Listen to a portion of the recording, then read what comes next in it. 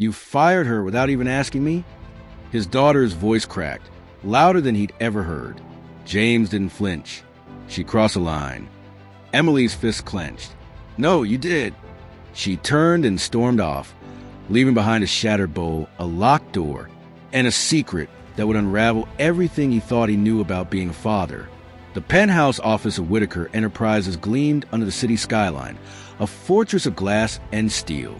James Whitaker, CEO and sole architect of its rise, stood at the window, his reflection sharp against the dusk. At 42, he was a man carved from discipline, broad-shouldered, silver threading his dark hair, his gray eyes unyielding. His life ran like clockwork. Board meetings, mergers, a daughter raised on schedules. Emily, 7, was the one variable he couldn't fully solve. Since his wife, Laura, died in a car accident 3 years ago, James had buried himself in work, outsourcing Emily's world to Clara, the nanny. Clara was a shadow, quiet, efficient, invisible, exactly what he wanted. His phone buzzed, slicing through the silence.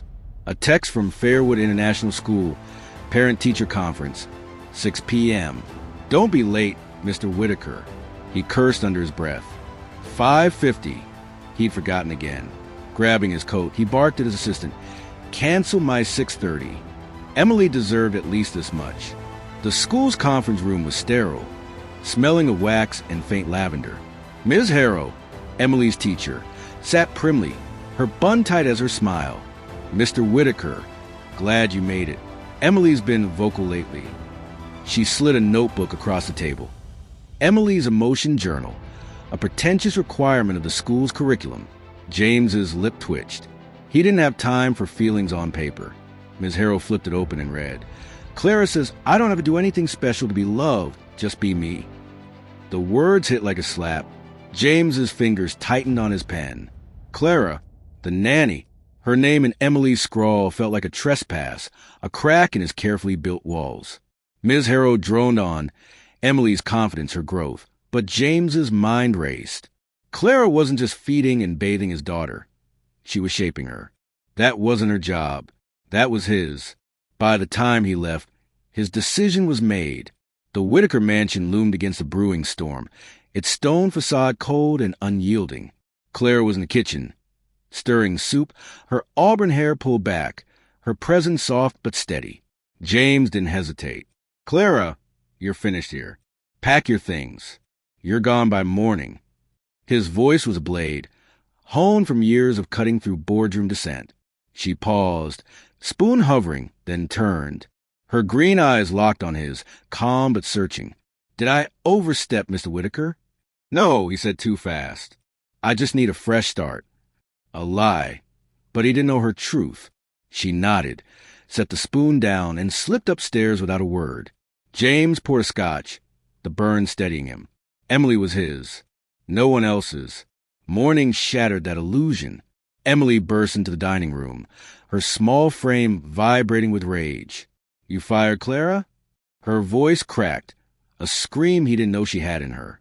Her brown curls flew wild, her eyes, Laura's eyes, blazing. You didn't even ask me. You never care what I think. James froze, fork halfway to his mouth. Emily, I'm your father.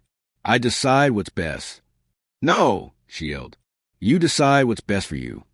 She hurled her cereal bowl, porcelain exploding across the marble, and bolted. Her door slammed, a gunshot in the silence. James stared at the wreckage, her words slicing deeper than the shards. She'd never defied him like this. What had Clara planted in her?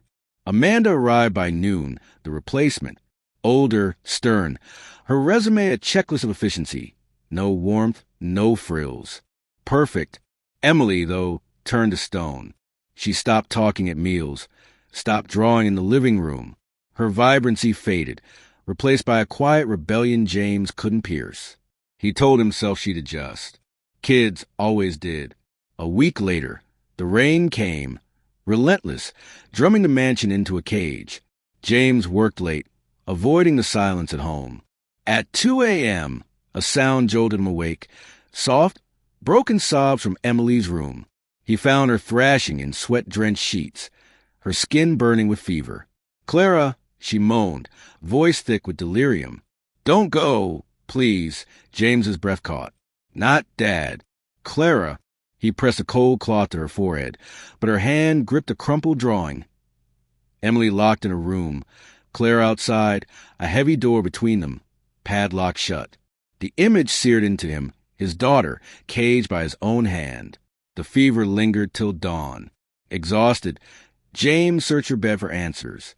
Under her pillow, a small wooden box, carved with stars.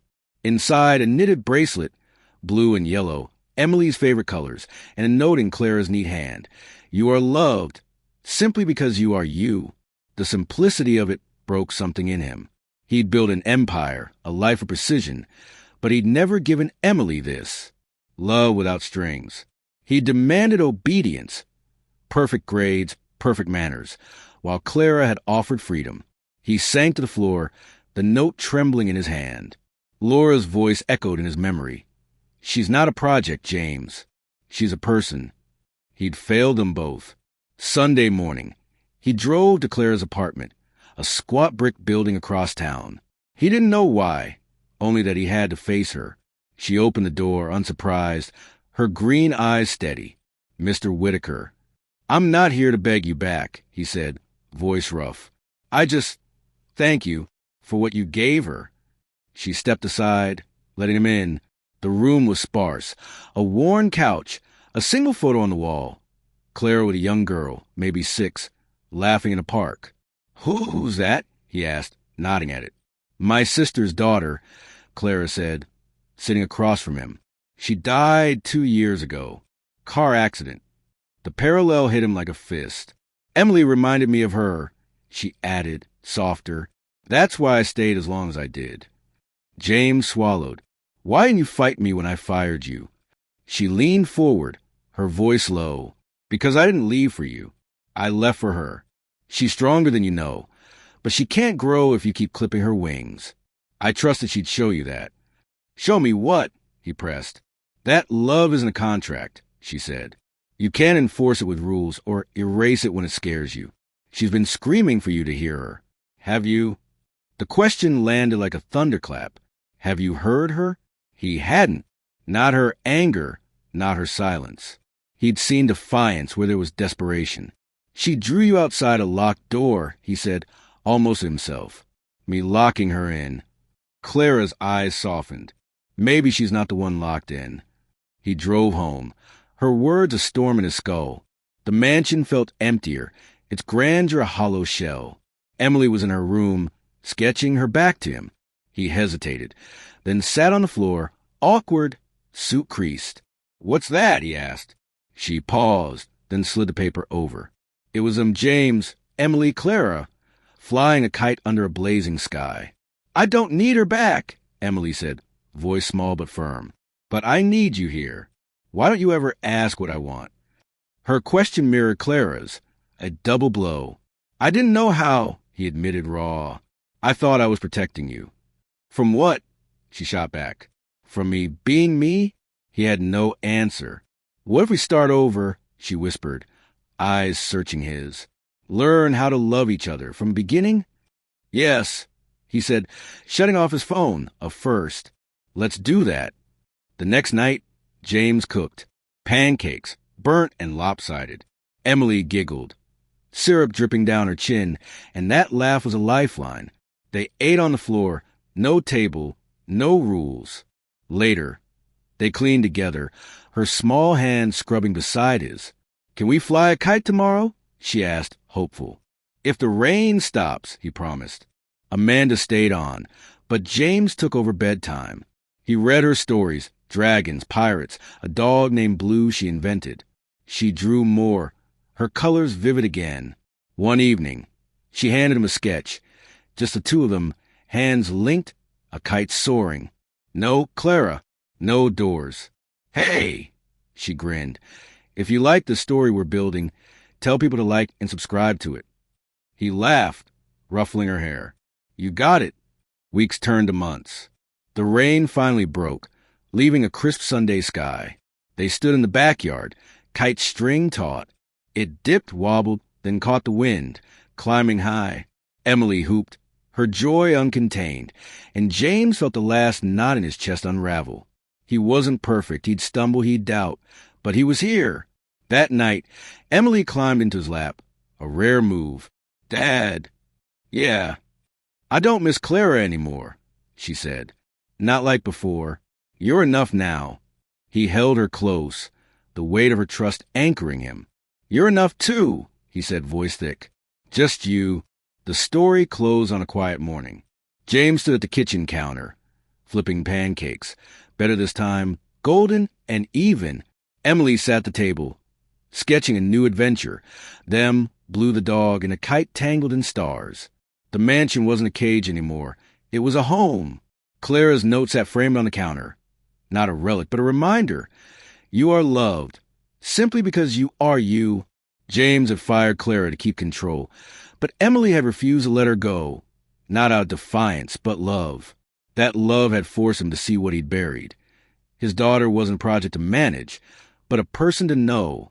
They'd rebuilt, step by messy step. Proving love wasn't about holding tight. It was about letting go enough to truly hold on. The kite flew in their story now, not as a symbol of loss, but of freedom. Father and daughter, whole at last.